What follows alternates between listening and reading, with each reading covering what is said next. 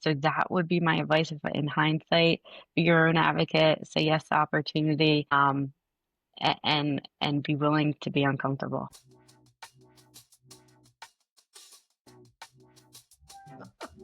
Can you do me a favor? Can you look in the camera and say like, comment, and subscribe?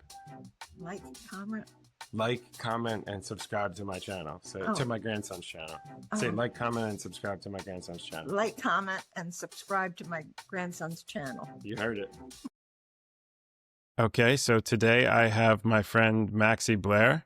She is the area manager at Wawa. Maxi and I go way back. We kind of grew up together. I was friends with your younger brother, Tommy, who I interviewed on here a few weeks ago. And now, oddly enough, we kind of reconnected. We live close together, and I now coach your son in soccer, which is really cool to see. So before we go further, can I turn it over to you to introduce yourself? Yeah. So I'm Maxi Blair, like Anthony said.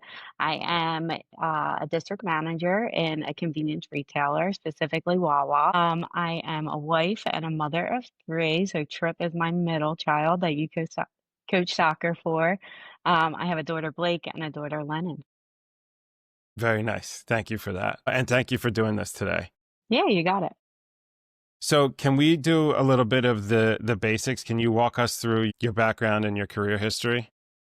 Yeah, so I have been in convenience, specifically customer service, retail, my entire career. So I've been working for 15 years. And I have had the pleasure to work at one company. Prior to joining Wawa, I went to Penn State University, and I have a degree in hotel, restaurant, and institutional management. So when I was at school, I was looking at there's a lot that you can do with that degree. Funny story is, when I first started at Penn State, I was a nursing major. So, Okay. so I was like, knew I was going to be a nurse. That's all that I talked about was being a nurse. Went to Penn State, did a few courses, did a lab, and actually in one of the labs, I passed out. So woke up from that, I was mortified, and walked right to my counselor and said, "This isn't gonna work. I gotta find something else to do. I don't know what I'm gonna do." I was set on being a nurse, and that's just not for me, is what I'm realizing. So we talked through what was I passionate about, what did I like, and the thing that was always true to me is, like, I wanted to help people in any capacity. I really liked being around people. So we tried a few different things, and we landed on hotel, restaurant, and institutional management. So when I was in school, I had a few different internships because there's a lot that falls under that. Specifically, it's funny that you talk about Tommy. So I had an internship at Parks Casino, Okay. which is a great industry, but was not for me. Okay. Was definitely different with the 24 hours and just had a lot of different complexities that didn't spark my interest. So went back to the drawing board. The following summer, did an internship at Marion Golf Club, which was the funnest summer of my life. We worked tons of hours, got to meet a lot of cool people. Went back after that internship to help with the US Open. So had tons of really cool experiences. Ricky Fowler, the day before he went pro, I made his omelet at the golf course. So had tons of experience. I loved that industry, but really thought about long term. You're working nights, weekends, and there's not a lot of balance there. So decided to go back to the drawing board again and say, what is important to me and what do I want to do? And really just started looking for companies that aligned with my values. So I was looking for growth in my career. So what companies had an opportunity for growth, what had entry level positions for leadership. And that's where I landed on Wawa. That's awesome. And I don't know if you know this about me, but my story is not similar to yours in that I went to school for nursing. I learned at an earlier age that I was also the pass out type. I had to get my blood drawn when I was younger and I passed out.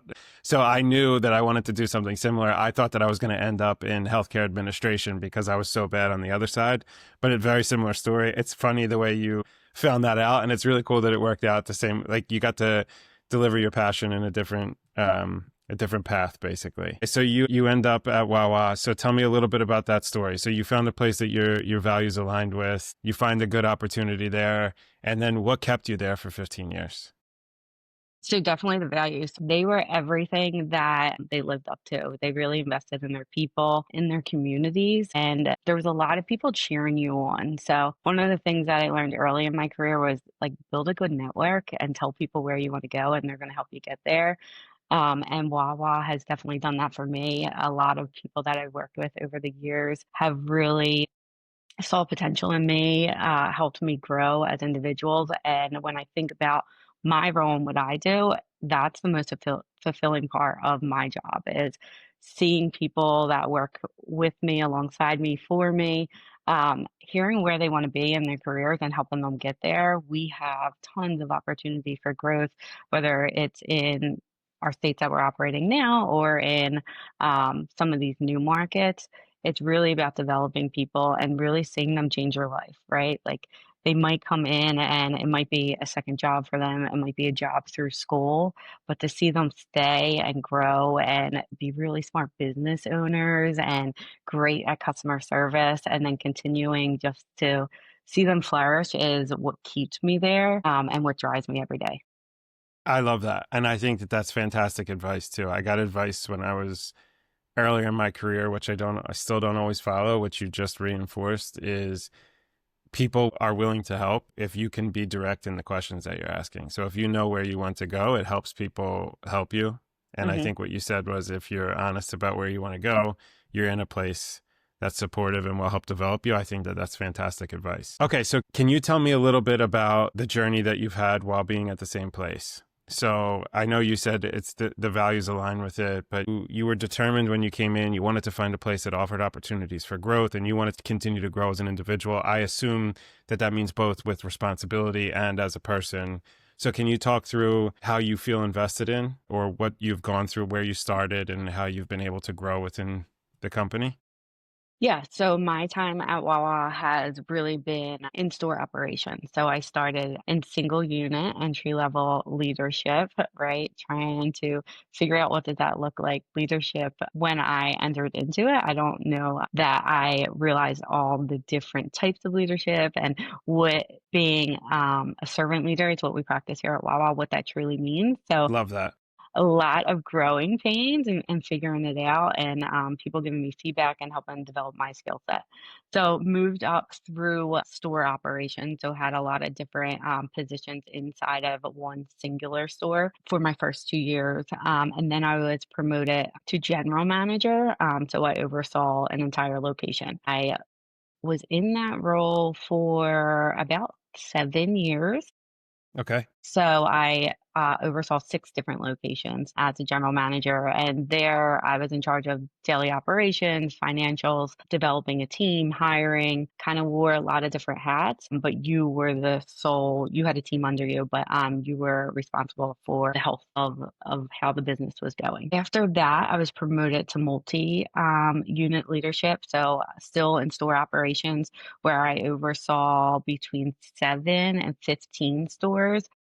Okay. I've been in this role for the past 8 years. And it is every role that I've had here, I've loved, I've grown, but really just like expanding responsibilities and footprint and kind of seeing different markets. So I've had many different markets in Pennsylvania, and really just understanding the different communities that you serve and what resonates with them and how you're going to kind of drive the business and drive sales. Every day looks different when I think in retail in general, when you're working with what's happening, whether you're trying to run a promotion or drive sales during slow points or ramp up for holiday season. The seasonality is pretty much the same, but your day to day looks a lot different. So that's one thing that I love about this job is every day is different. It challenges me in different ways. I really have to be good at partnering, collaborating with my team to figure out what's happening now. We might have seen some of this before, so we're able to quickly adjust and work through it. And sometimes it's new stuff, but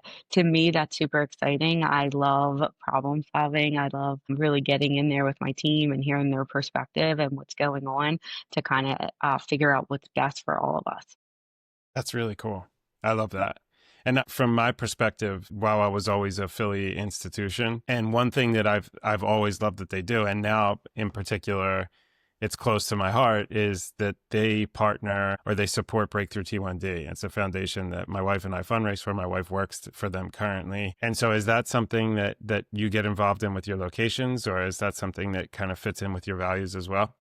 Yep. So charity is huge for Wawa. So we make sure that we are giving back to our communities, whether it's partnering with big organizations or the local communities to make sure that we're a presence. We are out there in the communities. We start people's day, we end people's day. So it's really important that we know what's happening and that we're giving back to our communities and being a great partner. So, okay. So now kind of pivoting to into your role specifically, what would be something that you think might be surprising to someone when it comes to managing multi locations in a large retail organization? So surprising. I think just the ever-changing environments of what's happening. So what's happening in a specific location, a neighborhood, or what's happening on a bigger scale, and how are you being um, agile and adjusting to the needs. A lot of in-store operations, the decisions are made once they come to us. So whether it's the menus or the products that we're serving, it's really important that we are having that great customer experience, so that we are friendly, fast, clean.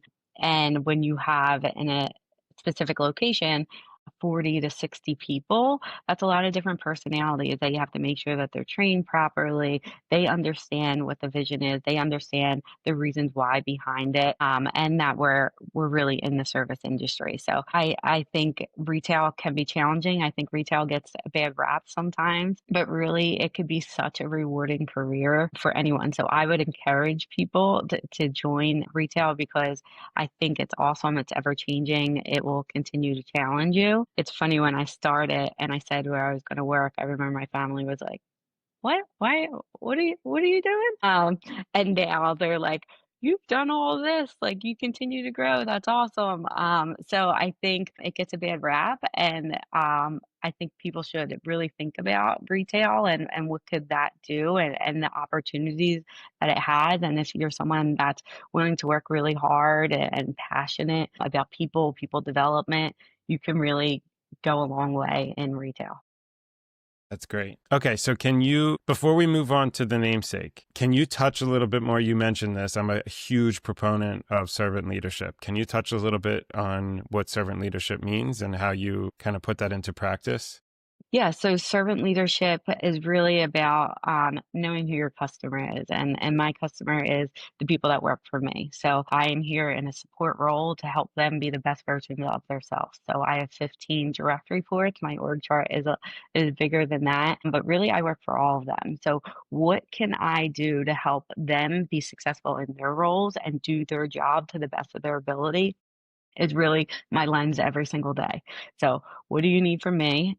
This is what I'm saying. This is how we can get there. So, giving good feedback, helping them skill up, but really understanding what their roadblocks are and how do we work through that, and that I'm a partner with them. I'm here to help them be the best versions.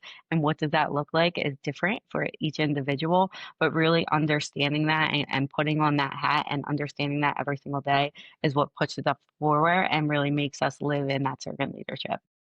I love it. Thank you for sharing this. I think that's fantastic. It's cool to hear the background there and what goes into the kind of on the back end of the side that you don't see. I'm curious, you spent a long time at a company. As someone who spent 10 years at my previous company, I know what that kind of takes and what you learn from there, the people you meet. Looking back, and this is not a negative thing necessarily, this is more about learning from your hindsight. Is there something you wish you knew earlier in your career?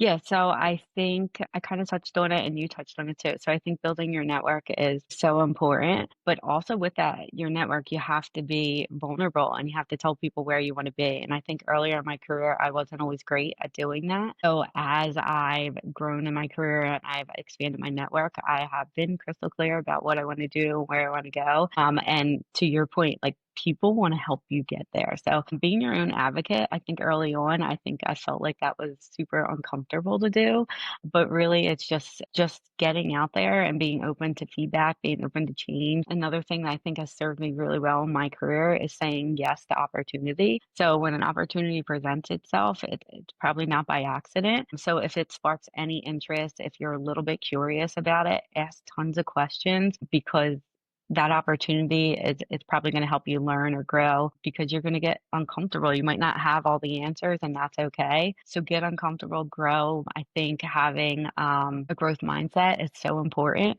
to stay in any industry, and willing to be a continuous learner. So that would be my advice. If in hindsight, be your own advocate, say yes to opportunity, and be willing to be uncomfortable. That's fantastic advice. One of my favorite quotes is growth starts at the edge of your comfort zone. And I think, I mean, you encapsulated that really well, but I think that goes for any field, any person, anything that you're doing. I think comfort is basically the antithesis of growth. You're absolutely right. If you want more, you have to be willing to do more and do things that you're not comfortable with doing. So thank you very much. Another piece of advice, you kind of talked about this, where the field that you're in, there are a lot of opportunities for growth, and there's a lot, if you're willing to work and learn different aspects, there's really great opportunity for growth. What would you say to someone who's potentially looking to follow in your footsteps? What advice would you give them? So I would say find something that you're passionate about, right? Like I think when you're looking at a career, sometimes you want everything to check a box. Everything's not. So what are you really passionate about? And I think people was early on for me, and that has lived through all my different titles or opportunities. I'm passionate about people. I want to help people. And what does that look like? It's kind of up to me to determine, and no matter what role I'm in. So I would say find something that you're passionate about. It's not going to be everything when you're looking for a job or a career, but something that you can really kind of dial into and find out what you're good at and really go after that. I love it. Thank you very much. What's next for you? What are your So goals? next, so actually, I already know what's next for me. So at the end of this year, so the beginning of next year, I am actually transitioning into a new role. So this is going to be a corporate role. So it's the first time I'm ever out of operations. Okay. I'm going to be the manager of new initiatives and store support. So I'm still going to have my hand in store operations, but just leading on a different capacity. So it's going to be about new things that we're rolling out to the organization. So I will start that in January. So talk about getting uncomfortable. It's something that I haven't done. So I'm super excited. Going to learn tons, going to meet a lot of different people, and I'm excited for the next chapter. Congratulations. I'm very happy Thank for you. you. I wish you continued success. I'm glad to see you continue to do well. Thank you again for doing this. Before I let you go, is there anything else you want to plug or you want to share? No, I think I'm good. All right. Well, then thank you very much, Maxi. I really appreciate this. Thanks, Anthony. Have a good day. You too. Thanks.